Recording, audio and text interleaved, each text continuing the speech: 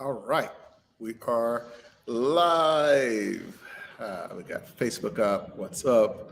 Got YouTube, what's up? And Twitter today. All right, I'm gonna grab some water. We're gonna be talking about how to set up your deals so that you can retire more easily, and some of the things that we did in the final PEFI funds. That is pretty cool. So I will grab some water, let a few folks get in here. We'll get rolling. I gotta figure out if anybody knows how to add the music at the beginning.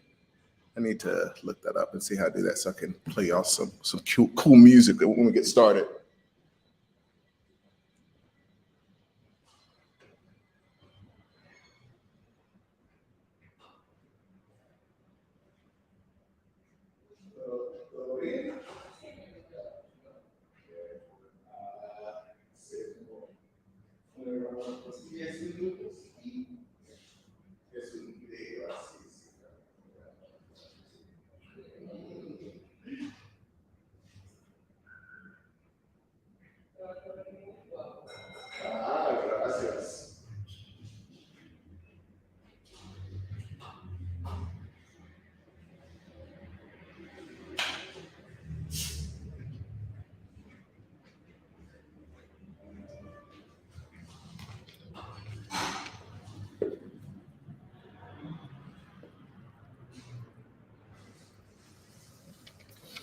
What is up? Say hello as you come in, pretty please. That light is kind of annoying in the background. Put any questions you have. See if I can fix that. See, I'll just turn this light off.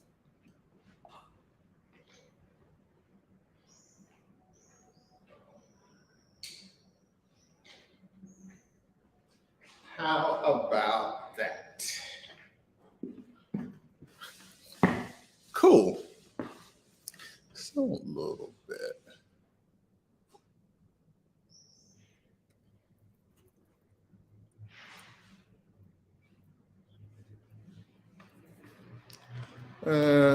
One sec. Sorry, guys. I'm about to grab something to wipe this off.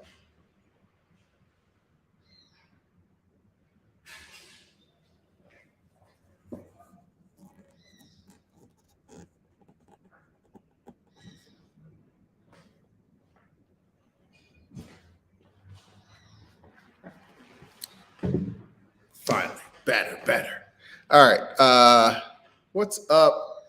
Say hello as you pop in. Good morning, everybody. Good morning, Marcus. Mark says no video today. I was just trying to clean the camera. Let me know if y'all can see my video now.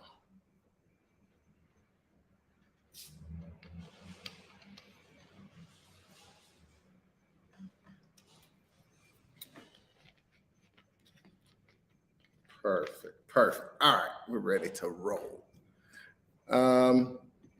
Cool.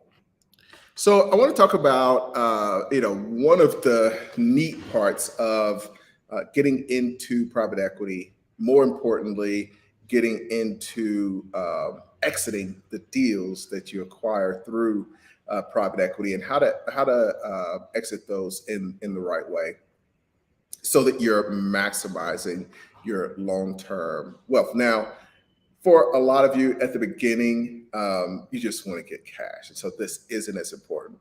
But as you start to build a little bit of wealth, what really becomes more important is the longevity of the wealth, number one. And then number two is minimizing the tax burden.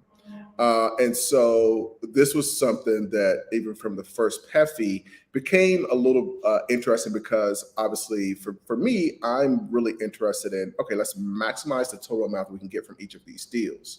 And so when you do that, there are a couple things that you want to do. Number one is you want to stretch out those payments for the person that is buying the business. So if they're not able to get an SBA, one way to do that is SBA. We've been working on quite a few SBA deals.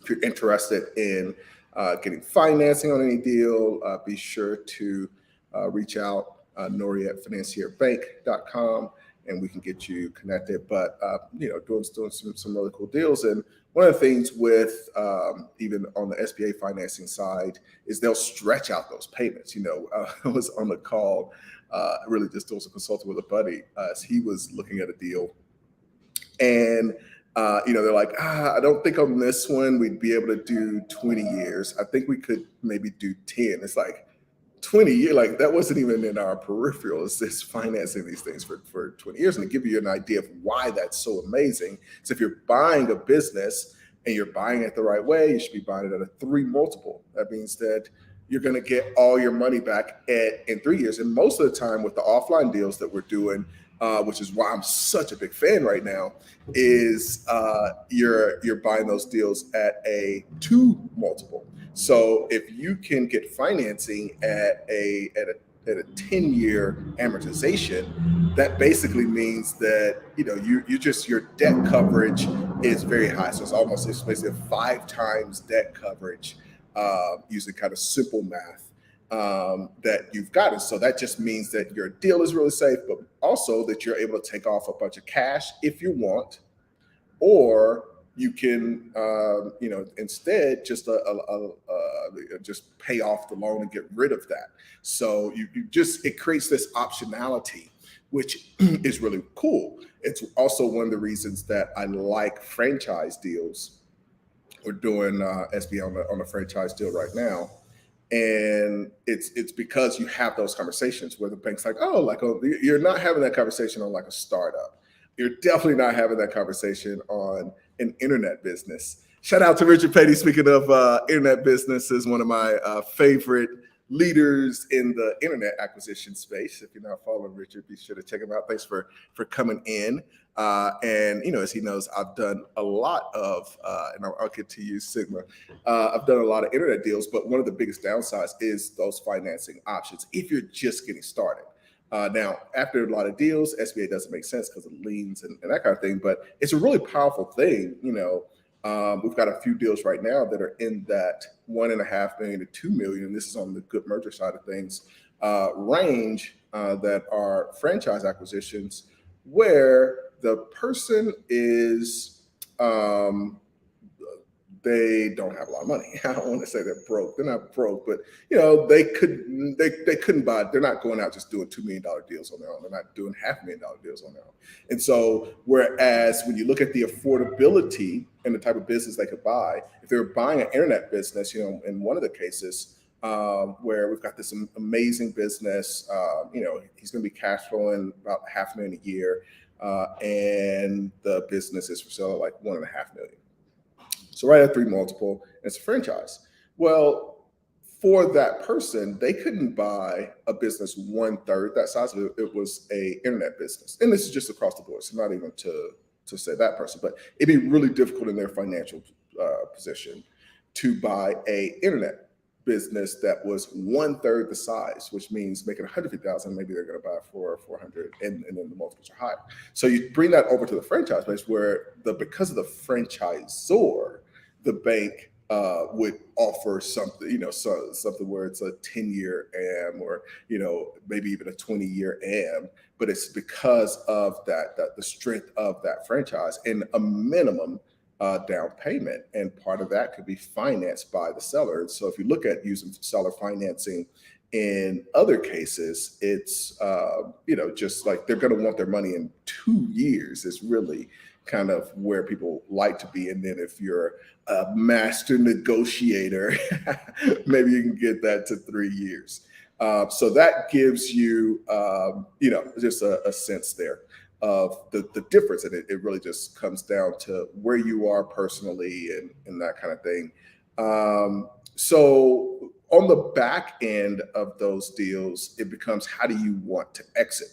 And in some cases, if the person is going to go out and get an SBA loan when you're exiting, that gives you all your cash, which is great. You get a lump sum of cash. And if you're going to go out and redeploy that, it's also just having this conversation as well with somebody who was considering a $5 million exit. It's like, man, like, after you look at all the, even if you're looking at SBA, it's like all these fees and all these things, that's money that doesn't come to you. There's, this thing called the SBA guarantee fee. So all of the fees that they're going to charge and all the interest that they're going to charge is money that really, all the fees is subtracted from your money.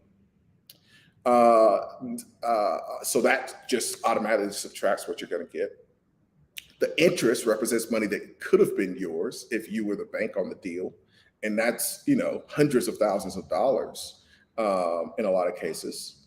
And you're going to get taxed. And so you combine these things together. And even if when you can get a lump sum, if you can avoid that, if you don't need that cash, it can be better to do that over a long period of time. And that's what, at least my recommendation was on the $5 million deal.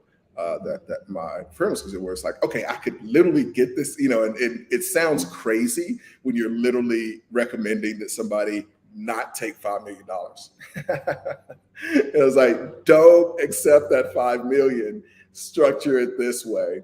And again, this is all case by case. It would take me having a conversation with you. I'm not giving just a blanket. I'm not giving any financial advice, blanket or not. I'm not giving anybody any financial advice. That's, unless I have a relationship with you.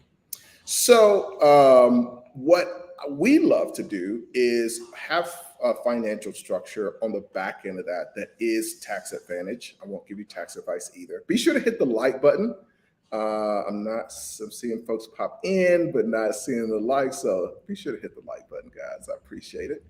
But when you're exiting that deal, it becomes this really neat opportunity to essentially create an annuity for yourself over a certain period of time. And so when I'm structuring these, I like to do it in kind of 3 layers.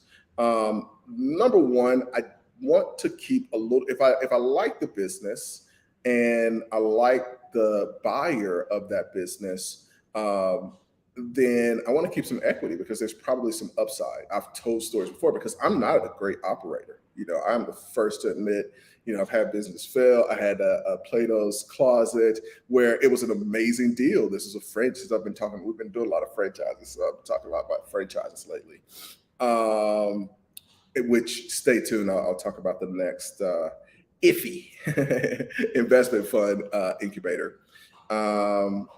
And side note, we did to the Patreon, we added a first of the couple of mobile home fund calls so you guys can get a behind the scenes look at what we're doing in that fund. But I like to structure these exits in 3 layers. The top layer for me is some equity. So this becomes just kind of long-term wealth building. At some point, that business is going to sell again. Maybe I'll keep some of my equity and roll that over into the financing of that buyer, or I will, basically take cash once they exit. So that becomes one portion of just my long-term wealth strategy when it comes to private equity. Because a lot of times we just talk about, I'm going to buy this business, I'm going to make some money, I'm going to sell it, and I'm going to make some more money. But if you're doing it right, then this really allows you to retire.